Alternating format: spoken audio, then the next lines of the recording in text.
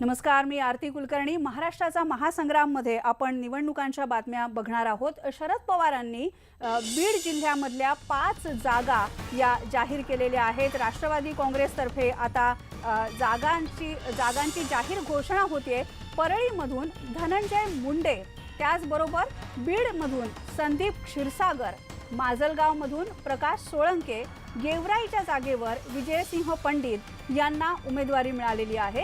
तर केजमधून नमिता मुंदडा यांना संधी देण्यात आली। राष्ट्रवादी काँग्रेसनं 5 जागांवरचे उमेदवार जाहीर केलेले आहेत। महत्त्वाची ब्रेकिंग न्यूज आहे ही। आणि शरद पवार, राष्ट्रवादी काँग्रेसचे अध्यक्ष शरद पवार यांनीच ही नावं जाहीर केलेली आहेत। पुन्हा एकदा आपण बघूया। परळीमधून राष्ट्रवादीचे नेते धनंजय मुंडे, बीडमधून संदीप क्षीरसागर, माजलगावमधून प्रकाश सोळंके, गेवराईच्या जागेवर विजयसिंह पंडित यांना उमेदवारी देण्यात आलेली आहे। तर केजमधून नमिता मुंदडा यांना संधी देण्यात आलेली आहे। आणि बीडचे आमचे प्रतिनिधी सुरेश जाधव यांच्याशी आपण बोलूया। सुरेश, महत्त्वाची घोषणा शरद पवारांनी केलेली आहे। उमेदवारांची नावं त्यांनी जाहीर केली आहेत। या व्यतिरिक्त त्यांनी आणखीन काय काय घोषणा केल्या? आरती, आज शरद चंद्रजी पवार साहेब बीडमध्ये होते आणि बीडमध्ये आल्यानंतर त्यांनी कार्यकर्त्यांची बैठक घेतली। या बैठकीमध्ये त्यांनी जयदत्त क्षीरसागरावरती ही टीका केली आणि महत्वाची गोष्ट म्हणजे त्यांनी जी नावं जाहीर केलेली आहेत त्यामध्ये तरुणांना मोठ्या प्रमाणात संधी दिलेली आहे। आपण पाहतोय गेवराईमधनं विजयसिंह पंडित असतील, बीडमधनं संदीप क्षीरसागर असतील, जे की जयदत्त क्षीरसागरांचे पुतणे आहेत। बरोबर। त्याबरोबरच विमलताई मुंदडा यांच्या सून म्हणून नमिता मुंदडा यांना केजमधून उमेदवारी दिली आहे आणि धनंजय मुंडेंना परळीमधनं। यामध्ये माजी मंत्री म्हणून प्रकाश सोळंके जे आमदारही होते आणि 15 वर्ष ते आमदार होते, त्यांनाही पुन्हा एकदा साहेबांनी तिकीट दिलेलं आहे। त्यामुळे आता येत्या निवडणुकीमध्ये हे जे काही चेहरे दिले ते कशा पद्धतीने हे दाखवतात हे तर पाहणं गरजेचं आहे। फक्त आष्टीची एकच जागा आहे की ज्या जागेच्या संदर्भामध्ये पवार साहेबांनी बीड मधली घोषणा केलेली नाहीये। मात्र आता नव्यांच्या हातामध्ये आपल्याला सत्ता द्यायची आहे, नवीन चेहरे राजकारणामध्ये आणायचे आहे आणि हा महाराष्ट्र तरुणांच्या हातामध्ये देण्याची ही घोषणा आज पवार साहेबांनी केलेली आहे। बरोबर, धन्यवाद सुरेश या माहितीबद्दल। आपण पाहतोय शरद पवारांनी 5 उमेदवारांच्या नावांची घोषणा केली आणि जसं सुरेश आता म्हणाला की तरुण चेहऱ्यांना संधी राष्ट्रवादीनं यावेळेस द्यायचं ठरवलेलं आहे। राष्ट्रवादीचे बडे नेते यांनी भाजपमध्ये प्रवेश केला आणि आता यानंतर राष्ट्रवादीच्या उमेदवारी यादीमधली जी नावं आहेत ती काहीशी बदलणार आहेत। यानंतर बघूया विधानसभा निवडणुकीमध्ये मित्र पक्षाबद्दलच्या जागेबद्दल उद्या मुंबईत होणाऱ्या बैठकीमध्ये निर्णय होणार आहे। काँग्रेस छाननी समितीच्या बैठकीमध्ये हे ठरलेलं आहे। काँग्रेस आणि राष्ट्रवादीच्या संदर्भातलीच ही बातमी आहे। समाजवादी पक्ष, पीपल्स रिपब्लिकन पक्ष, शेतकरी स्वाभिमानी पक्ष, डावे पक्ष याच्या संदर्भामध्ये नेमका काय निर्णय घ्यायचा हा निर्णय काँग्रेसच्या छाननी समितीच्या बैठकीमध्ये घेतला जाणार आहे। मुंबईमधल्या उद्या होणाऱ्या बैठकीमध्ये हा निर्णय ठरेल। त्याचबरोबर पुन्हा 4 वाजता नवी दिल्लीमध्ये छाननी समितीची बैठक होणार आहे आणि काँग्रेसचे नेते मल्लिकार्जुन खरगे यांनीच ही माहिती दिलेली आहे। याबद्दल आपण बोलूया आमचे दिल्लीचे प्रतिनिधी प्रशांत लीला रामदास यांच्याशी। प्रशांत, भाजप आणि शिवसेनेच्या जागांची चर्चा अजूनही सुरू आहे, बऱ्याच फेऱ्या सुरू आहेत। काँग्रेस आणि राष्ट्रवादीमध्ये सुद्धा आता उमेदवारी याद्या जाहीर होत आहेत आणि मित्र पक्षांबद्दल काय निर्णय घ्यायचा हे ठरतंय। काय अपडेट्स आहेत? बरोबर, अत्यंत महत्वाचं आहे की उद्या खास करून जर बघितलं आपण ज्या पद्धतीने जे मित्र पक्ष आहे जसं शेतकरी स्वाभिमान पार्टी असो किंवा मग पीपल्स रिपब्लिकन पार्टी असो किंवा त्याशिवाय डावे पक्ष असो किंवा समाजवादी पक्ष असो, या सगळ्या सोबत जवळपास अंतिम टप्प्यात निर्णय झालेला आहे आघाडी करण्यासंदर्भातला। त्यांना कुठल्या जागा द्यायच्या आणि कुठल्या जागांवरती अंतिम निर्णय घ्यायचा आणि आघाडीची घोषणा करायची या संदर्भात उद्या मुंबईमध्ये एक महत्वाची बैठक होणार आहे। या बैठकीमध्ये जर बघितलं आपण तर या बैठकीमध्ये याच्यावरती आघाडीच्या जागांसंदर्भात निर्णय होईल आणि सोबतच आघाडीची देखील घोषणा होईल। पण सोबतच जर बघितलं दिल्लीत एकीकडे छाननी समितीची बैठक सुरू आहे। या छाननी समितीची बैठकीत पुन्हा एकदा एक फेरी होणार आहे। या बैठकीमध्ये खास करून बघितलं तर छाननी समितीची बैठक पुन्हा 4 वाजता होणार आहे आणि यासाठीच असं म्हणावं लागेल की मल्लिकार्जुन खरगे यांनी ही माहिती दिली आहे। आणि सोबतच जर बघितलं आपण तर या संदर्भात राष्ट्रवादी काँग्रेस आणि काँग्रेसने यापूर्वीच 125 जागांच्या घोषणा केलेल्या आहे आणि 38 जागा ज्या आहेत या मित्र पक्षाला द्यायच्या संदर्भात चर्चा झाली होती. त्यामुळे आता या सगळ्या बैठकीकडे सगळ्यांचं उद्याच्या बैठकीकडे सगळ्यांचं लक्ष लागलंय. बरोबर आहे. काँग्रेस, राष्ट्रवादी असो किंवा भाजप, शिवसेना असो, मित्र पक्षांना द्यायच्या जागांच्या संदर्भात सुद्धा महत्त्वाचे निर्णय घ्यावे लागतात आणि याबद्दलचीच ही बातमी आहे.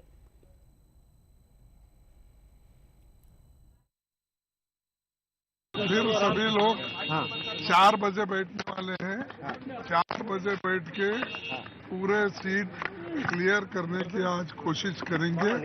फिर सीईसी के पास हम भेजने का प्रयास करेंगे और 4 बजे के बाद मालूम होगा कि कितने सीट फाइनल हो जाएंगे, वो सोचिए. Sir, on the matter of the Ram Temple, now 18 is the deadline given by the Supreme Court, sir. Sir, 18th of October is the deadline.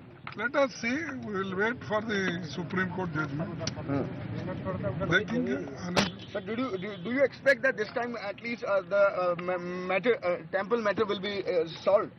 See, I am telling you frankly, Sir. it is pending in the court. Sir. I don't want to comment now. We will wait. Whatever judgment comes, let us see. मुंबईच्या 36 जागांच्या संदर्भात काँग्रेस छाननी समितीच्या बैठकीमध्ये चर्चा झाली. यामध्ये 6 ते 7 जागा राष्ट्रवादी काँग्रेस पक्षासाठी सोडण्याची तयारी काँग्रेसची आहे. याबद्दल काँग्रेसचे विभागीय अध्यक्ष एकनाथ गायकवाड यांच्यासोबत आमचे दिल्लीचे प्रतिनिधी प्रशांत लीला रामदास यांनी खास बातचीत केली.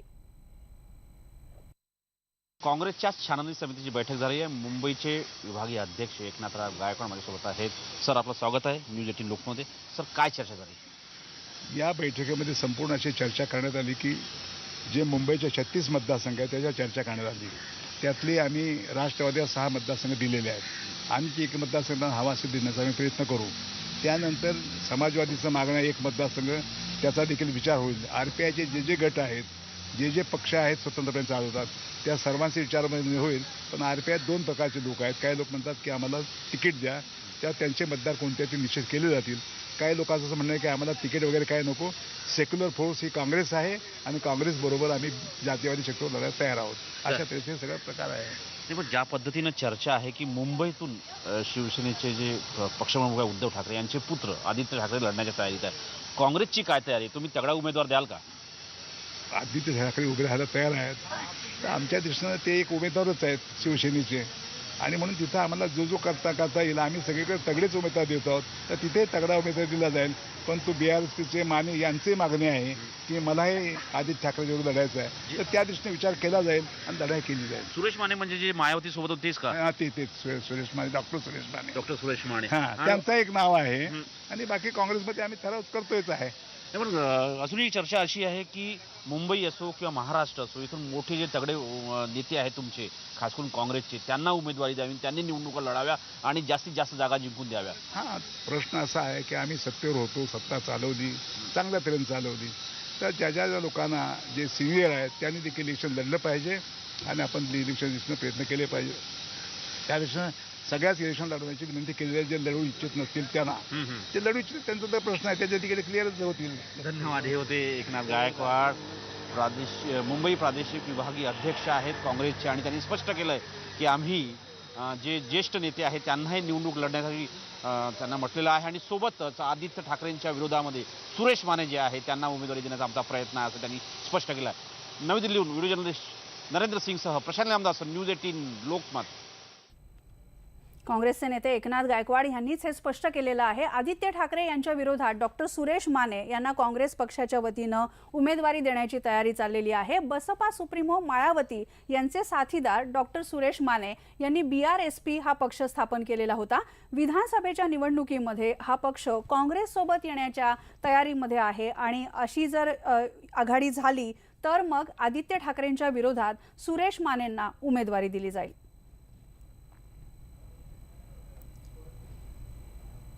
सगळ्यांनाच आता प्रतीक्षा जी आहे ती निवडणुका कधी होणार आणि निवडणुकांच्या तारखा काय असणार याबद्दलची. आणि हीच बातमी आहे, निवडणूक आयोगाची बैठक सुरू झालेली आहे. निवडणूक आयोगाच्या बैठकीला मनसेचे नेते मात्र गैरहजर आहेत. EVMच्या ऐवजी बॅलेट पेपरवर निवडणूक घ्या अशी मागणी काँग्रेसचे राजेश शर्मा यांनी केलेली आहे. निवडणूक दिवाळीपूर्वी घ्या, सक्षम उपाययोजना करा असं राष्ट्रवादीचे नेते नवाब मलिक यांनी सांगितलं.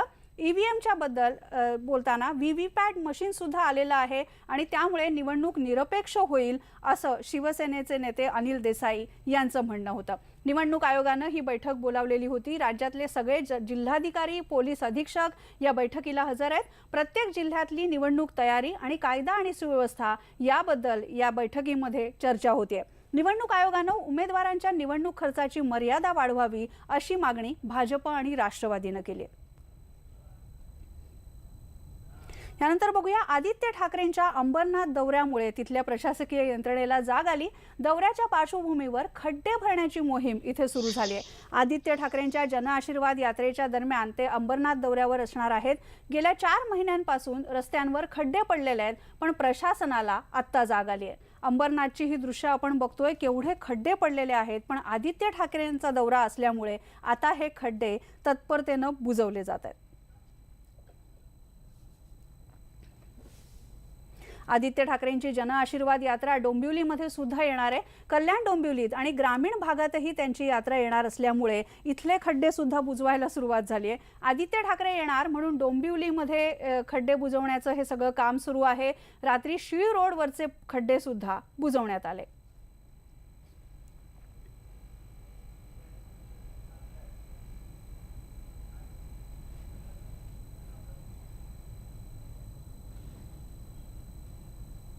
यानंतर बघूया, मुंबईमधल्या आरेच्या वृक्षतोडीवरून सध्या शिवसेना आणि भाजपमध्ये चांगलीच जुंपली आहे. आरे प्रकरणी MMRCAचे अधिकारी मुख्यमंत्र्यांना खोटं बोलायला लावतायत असा आरोप आदित्य ठाकरेंनी केलाय.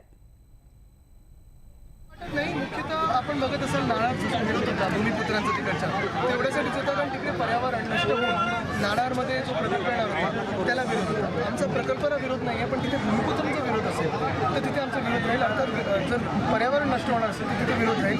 मुख्यतः जिथे जिथे नाणारचं स्वागत होईल, म्हणजे त्या प्रकल्पाचं स्वागत होईल, तिथे आम्ही त्याचं स्वागत करूच कारण विकास आम्हाला पण पाहिजे. पण आरेमध्ये आपण जर बघाल तर नुसतं झाडांबद्दल नाही, तर मेट्रो 3च्या लाईननी 3000 झाडं कापलेली आहेत मुंबईत. तिथे आम्ही कुठेही विरोध नाही केला, ते ट्रान्सप्लांट केलं. पण इथे बिबटे आहेत, तिथे रस्टी स्पॉटेड कॅट आहे, तिथे पायथन आहे आणि हे जे MMRCAचे अधिकारी आहेत ते मुख्यमंत्र्यांना साफ खोटं बोला